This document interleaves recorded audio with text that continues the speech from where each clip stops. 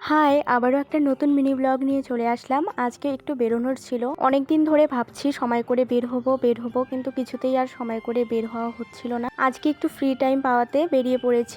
মেকআপের কিছু নতুন নতুন প্রোডাক্ট কিনতে হবে, আর সাথে আমার বান্ধবীদের সাথে অনেক দিন ধরে দেখা হয় না, ওদের সাথেও দেখা করব। প্লাস এসেছি একটা বুটিক্সের দোকানে, এখানে বিভিন্ন ধরনের বুটিক্সের জিনিস পাওয়া যায়। তো একটা শাড়ির পার কেনার জন্যই এসেছিলাম। যেমনটা আমি চেয়েছিলাম তেমনটা পাইনি, মানে একটা যদিও বা পছন্দ হয়েছিল, এটা অল্প একটুই ছিল, বেশি ছিল না, সেই কারণে আজকে নেওয়া হয়নি। ওটার বিপরীতে আর একটা আমাদের দেখিয়েছিল, এই পার্টটা আমার তেমন একটা পছন্দ না হয়, এটা আর আজকে নেওয়া হয়নি। তো আমরা দুই বান্ধবী রীতিমতো পৌঁছে গেছে, আর একজনের জন্য অপেক্ষা করছিলাম। তো দাঁড়িয়ে থাকতে থাকতে সেও আমাদের কাছে চলে এসেছে, মানে এই যে রানী, অনেকদিন পর ওর সাথে দেখা হলো। তো ও যদিও বা আমাদের সাথে বের হবে না, ওর একটা কাজ আছে, ও অন্য দরকারে চলে গেল আমাদের সাথে দেখা করে। তারপর আমরা বাজারে এসে কিছু জিনিস নিয়েছি কসমেটিক্সের। নেওয়ার পর আমার বান্ধবী আবার একটা তালা চাবির দোকান থেকে তালা চাবি নিয়ে নিল। তারপরে খিদে পেয়েছে, অনেকক্ষণ ঘোরাঘুরি করেছি, অনেক জিনিস কেনাকাটা করেছি।